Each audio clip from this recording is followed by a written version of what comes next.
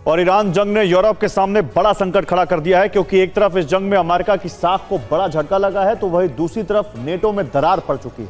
ऐसे में अब यूरोप को डर है कि अगर ईरान जंग का दूसरा चरण शुरू हुआ तो रूस यूरोप पर हमला कर देगा और बिना अमेरिका के नेटो को रूस को रोकना बेहद मुश्किल होगा। अब क्रेमलिन में धारणा पैदा हो रही है कि अगर रूस यूरोप पर हमला करता है तो अमेरिका यूरोप को बचाने नहीं आएगा और पुतिन ईरान जंग के दूसरे चरण को यूरोप पर हमले की शुरुआत करने के लिए सबसे बेहतर वक्त मान रहे हैं, क्योंकि इस दौरान ट्रंप का मन बदला भी तो वो ईरान जंग में उलझने की वजह से यूरोप की रक्षा नहीं कर पाएंगे। दावा है कि बाल्टिक सागर के ऊपर 2 Tu-22 बॉम्बर ने उड़ान भरी। इन बॉम्बर्स के साथ रूस के 10 लड़ाकू विमान भी शामिल थे। ये बॉम्बर बाल्टिक सागर में करीब 4 घंटे तक उड़ान भरते रहे, जिसके बाद नेटो के फाइटर जेट्स ने इन बॉम्बर्स को रोका। नेटो के रुख के बाद पुतिन के बॉम्बर वापस रूस लौट आए कि रूस ने नेटो के खिलाफ जंग की तैयारी पहले से तेज कर दी है। जब तक यूक्रेन में युद्ध जारी रहेगा, रूस और नेटो के बीच प्रत्यक्ष सैन्य टकराव की संभावना कम है, लेकिन पुतिन हमला नहीं करेंगे इसकी कोई गारंटी नहीं है। और बीते 3 दिन से रूस के एनर्जी ठिकाने जल रहे हैं और अब यूक्रेन के हमले रोकने के लिए पुतिन ने अपना बफर जोन बढ़ाने का प्लान तैयार किया है। 2026 में सेना को टारगेट दिया गया है कि नए इलाकों में अपना कब्जा बढ़ाया जाए, जिसकी तैयारी रूसी सेना ने तेज कर दी है। आपको दिखाता हूं इस रिपोर्ट में।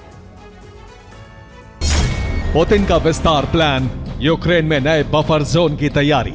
रूसी मीडिया के मुताबिक पुतिन ने कहा है कि रूस यूक्रेन के पास सिक्योरिटी जोन स्थापित करना चाहता है, जिससे भविष्य में होने वाले खतरों को कम किया जा सके। ये तब तक जारी रहेगा जब तक रूस के बॉर्डर के पास वाले इलाकों पर मंडरा रहा खतरा टल नहीं जाता। पुतिन ने साल 2026 में रूसी सेना को 2 नए टारगेट दिए हैं।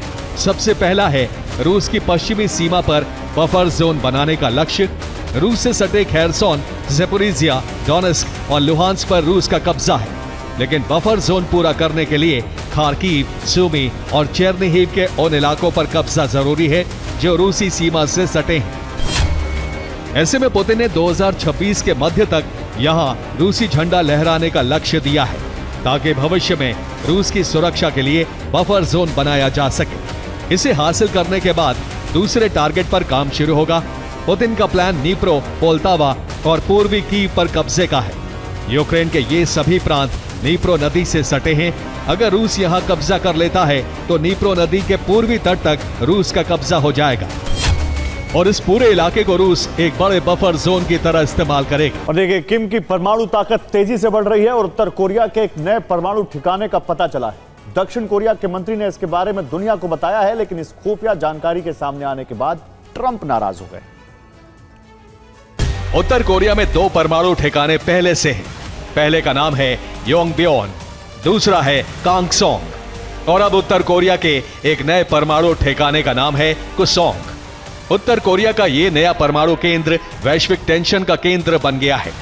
दक्षिण कोरिया के मंत्री चुंग डोंग यंग ने संसद में दावा किया कि किम जोंग उन की सरकार कुसोंग में यूरेनियम संवर्धन यानी न्यूक्लियर फ्यूल तैयार कर रही है। दावा किया है कि नए कुसोंग परमाणु केंद्र पर तेजी से उत्तर कोरिया के परमाणु बम बनाने का काम जारी है।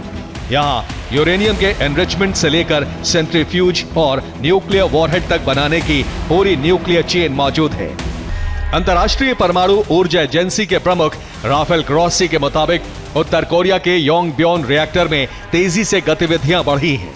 अनुमान है कि उत्तर कोरिया के पास अब दर्जनों परमाणु हथियार हो सकते हैं और अगर कुसोंग जैसे नए ठिकाने भी सक्रिय हैं तो इसका मतलब साफ है किम जोंग उन ने अपने परमाणु प्रोग्राम को अलग अलग जगहों में फैला दिया है, ताकि किसी एक हमले में पूरा सिस्टम खत्म ना हो। इसे किम का ऑपरेशन ब्लैक कहा जा रहा है।